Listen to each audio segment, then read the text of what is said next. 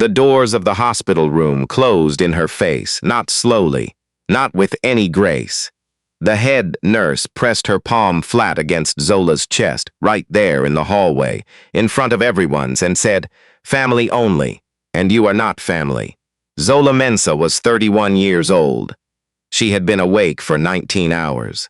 She was still wearing her work uniform, the blue polo shirt with the grocery store logo on the left breast pocket, because she had driven straight from her shift, hadn't even stopped to change. Her hands smelled like bleach and cardboard boxes. She had $47 in her checking account and a 12-year-old Honda Civic with a cracked windshield waiting in the parking lot. And the woman dying in that room, the woman with the tubes in her arms and the machine breathing for her, was the only mother Zola had ever known. But they closed the door anyway.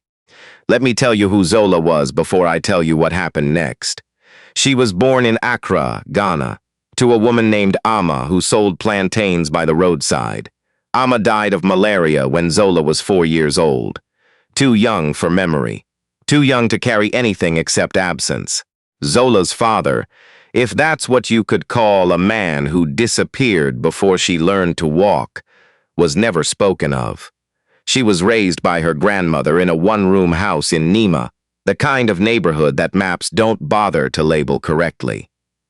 The grandmother's name was Dora. She was small and fierce, and she smelled like palm oil and wood smoke.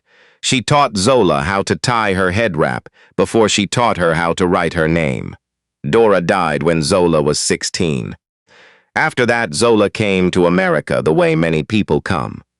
On a student visa that expired, on hope that didn't, on the couch of a distant cousin who eventually stopped being distant and started charging rent. She cleaned houses, she washed dishes. She learned English from the television and learned silence from necessity. She applied for her green card 4 times. The 4th time, it went through. By the time she was 25, she was working at a grocery store in Decatur, Georgia, stocking shelves from 6 in the morning until 2 in the afternoon, and taking community college classes at night. She was studying nursing. She wanted to understand the thing that had taken everyone she loved. That is where she met Audrey. Audrey was 63. She was a retired school teacher from South Carolina who had moved to Georgia to be closer to her son after her husband passed. She came into the store every Tuesday for exactly the same things: orange juice, bread, 1 bunch of bananas, and a bar of dark chocolate that she always paid for in cash. She was not a woman who invited conversation. The first time she spoke to Zola, it was to say that the orange juice she was stocking had a broken seal. The second time, it was to ask where the dark chocolate had been moved to. The third time, she dropped her bag and Zola picked it up, and Audrey looked at her, really looked, and said, "You have your grandmother's hands." Zola didn't know what to say to that. So, she said, "She passed away." And Audrey said, "I know, I can tell." That was the beginning. It grew the way some things grow, slowly, almost without you noticing. Audrey started coming in more often. Zola started watching for her. Audrey brought her soup when the flu went through the store in November. Zola drove her to a doctor's appointment when her car was in the shop. By the 2nd year, Zola was spending Sunday afternoons at Audrey's kitchen table, eating rice and gravy, listening to stories about Audrey's childhood in Beaufort. By the 3rd year, Audrey had started calling her baby the way grandmothers do, not as a diminutive, but as a declaration. "You don't have to be blood to be family," Audrey told her once. "Blood is just the starting line. Love is the whole race." Zola had written that down in the notebook she kept on her nightstand. She still has it. Now let me tell you about Preston. Preston was Audrey's only son. 36 years old, tall, light-skinned, with the kind of easy confidence that comes from having been told your whole life that you were exceptional. He had a degree from Georgetown and a job in finance in Atlanta. He drove a BMW. He was, by every external measurement, successful. And he loved his mother. Zola believed that, then and now. He loved her the way people love things they are proud of but do not worry about. He called on Sundays. He visited at Christmas. He sent flowers on her birthday. He did not notice when her memory started to slip. Zola noticed. She noticed the second Tuesday Audrey came in and asked where the dark chocolate had been moved to. The same question, the same words, as if the first conversation had never happened. She noticed when Audrey left her stove on and called Zola in a panic at 11 at night, not knowing how to turn it off. She noticed when Audrey started confusing her dead husband's name with her neighbor's name, started losing whole afternoons, started standing in the middle of her living room with a look on her face like she was trying to remember the word for something she had never forgotten before. Zola started driving her to doctor's appointments and not telling Preston. Not because she wanted to hide it, because she didn't want to be the one to break his heart before she was sure. Because she knew what it felt like to lose someone slowly, and she wanted to protect him from knowing too early, because Audrey asked her not to. "He'll panic," Audrey said. "He'll put me in one of those places. He loves you, Mama Audrey. I know he does, baby. But love doesn't mean he knows what I need." That is how it was for 2 years. Zola drove her. Zola sat in waiting rooms reading pamphlets about early-stage dementia, while Audrey was inside talking to doctors. Zola learned the names of the medications, and the order they needed to be taken, and what to do when Audrey forgot whether she'd taken them. She learned all of this while also working her shift, while also studying for her nursing exams, while also sleeping 5 hours a night if she was lucky. She did not tell Preston. Then Audrey had a stroke. It happened on a Wednesday morning in March. Zola was at work. The neighbor, a retired woman named Charlene, who had Audrey's spare key, called 911 and then called Preston, and then, after some hesitation, called Zola. By the time Zola arrived at the hospital, Preston was already in the family consultation room with a woman Zola had heard about but never met. Her name was Brianna. She had been Preston's girlfriend for 2 years. She was fine-boned and pale, and wore the kind of clothes that communicated money without announcing it. She was not a cruel person. Zola would say that later, and she would mean it. Brianna was simply a person who had grown up in rooms where she belonged without question, and so she had never learned to see the people outside those rooms. Brianna was the one who told the head nurse that only immediate family should have access. When Zola got to the ICU hallway, the nurse's hand was already on her chest. "I'm sorry. Family only. I'm her." Zola stopped. What was the word? There was no word. "I'm the person who takes care of her. Are you a legal caregiver? Do you have paperwork?" There was no paperwork. There had never been paperwork because it had never needed to be paperwork. It had just been love. It had just been showing up. "Ma'am, I need you to step back." Zola stepped back. She walked to the end of the hallway. She sat down in a plastic chair. She put her hands on her knees and she looked at her hands. The hands that Audrey had said looked like her grandmother's, and she breathed. Preston came out an hour later. He looked older than she'd remembered. He looked like grief had already started working on him. "You're Zola," he said. It was not a question. Yes. He nodded. He sat down in the chair across from her. He had clearly been crying and was trying not to show it. "My mom talks about you. She talks about you too." He rubbed his face with both hands. "I didn't know," he said. "I didn't know how bad it had gotten. She didn't tell me. She was protecting you." He looked up at that, really looked. "She was protecting me. That's what mothers do," Zola said, "even when they need protecting themselves." They sat in silence for a long time after that. The fluorescent lights hummed. Someone's shoes squeaked down the corridor. Preston stared at the floor. Zola watched him. Then he said, How long have you been coming to her appointments? About 2 years. 2. He stopped, started again. She never told me. She didn't want to worry you. Another long silence. Then, I owe you an apology. About the nurse. Brianna thought she didn't know. She was trying to, I know, Zola said. And she did. She had put it away already. She was not built for holding grudges against people who didn't know any better. She had too much else to carry. Preston pressed his lips together. He was working up to something. You could see it in his face, the specific look of a person who is about to say something true for the first time in a long time. She's the only person I have left, he said finally. His voice cracked at the end just slightly.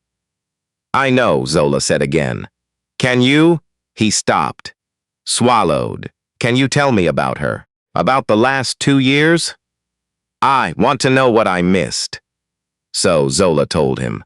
Right there in that plastic chair, in that fluorescent hallway, with the nurses walking past and the machines beeping behind the walls, she told him about the dark chocolate and the broken seal and the soup in November. She told him about the Tuesdays and the Sundays and the kitchen table and the stories about Beaufort. She told him what his mother liked and what she feared and what made her laugh until her shoulders shook and what made her go quiet in that particular way she had, like she was visiting some far-off country inside herself. Preston listened. He did not interrupt.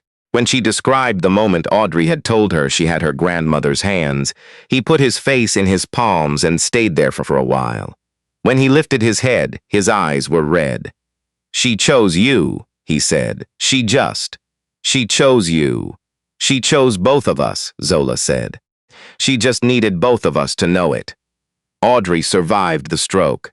It left her with some weakness on her left side and a slowness in her speech that improved over months but never fully resolved. She came home in April. Preston had arranged for a home health aide, a proper one, certified with paperwork, and he had taken 2 weeks off work to be there. But the first Sunday after she came home, the car that pulled into the driveway was Zola's Honda with the cracked windshield.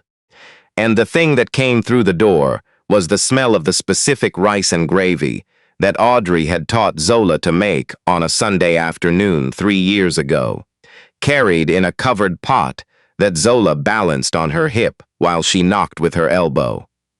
Audrey was in her chair by the window. When she heard the knock, she said, without looking up, "That's my baby."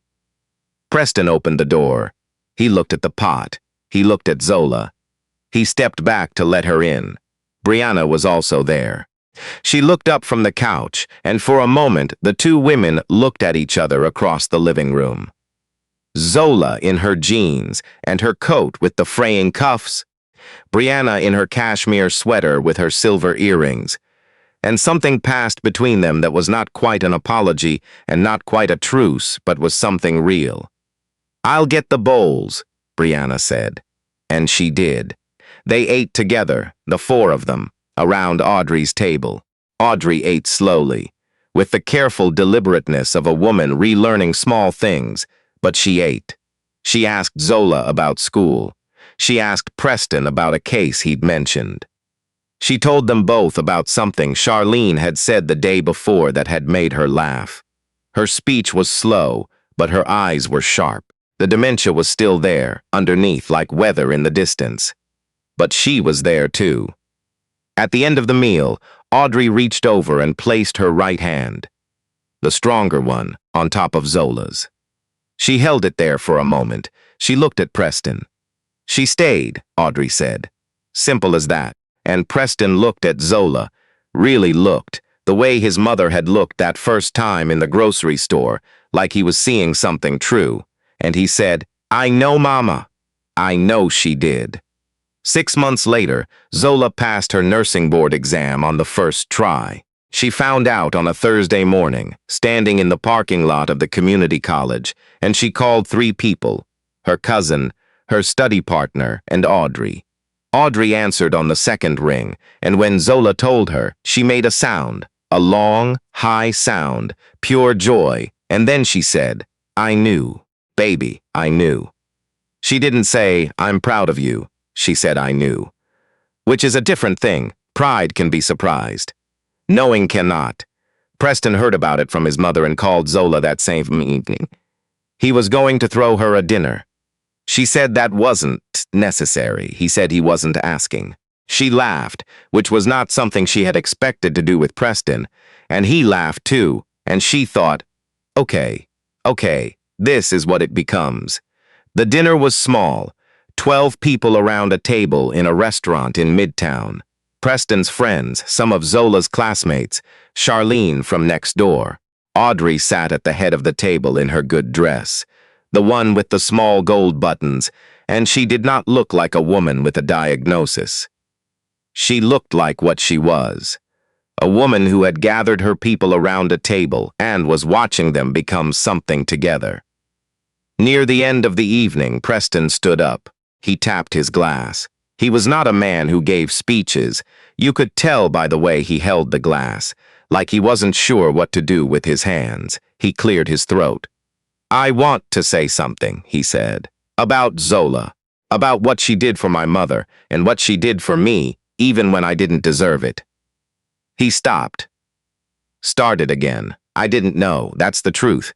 I told myself I was staying close from a distance. I told myself she was fine. I told myself. He stopped again, pressed his lips together. I was wrong, and someone else showed up in my place. Not because she was paid to, not because anyone asked her to, just because. He looked at Zola. Because that's who she is. He raised his glass. To Zola, he said. 12 people raised their glasses. Audrey sat at the head of the table and did not raise hers, because she was already crying, quietly, with the dignity of a woman who has earned the right to cry whenever she feels like it.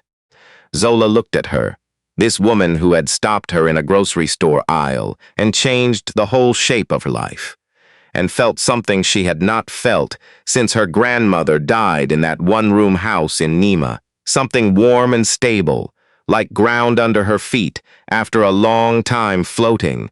She felt known. She felt found.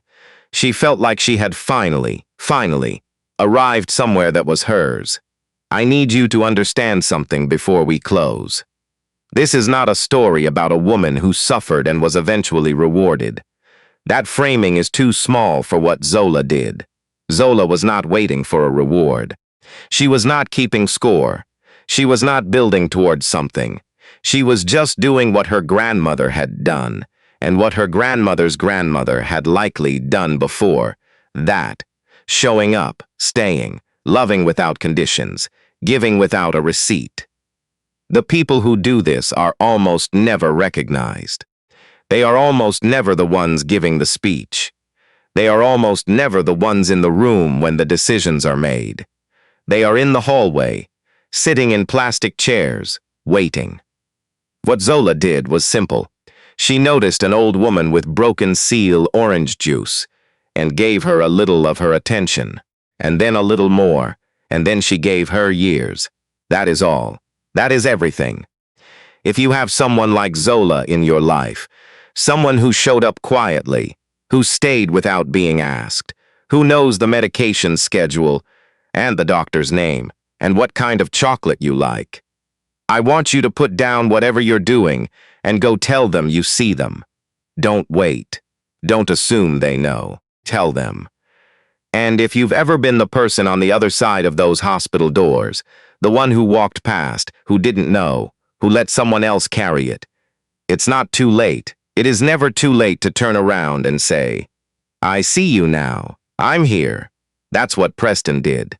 And it changed everything. This was the story of Zola Mensah, a woman from Nima who crossed an ocean, stocked shelves in Decatur, Georgia, and became someone's whole family without ever being asked. If her story moved you, share it with someone who needs to hear it. And if you haven't already, subscribe, because the world is full of people like Zola, and we are just getting started telling their stories.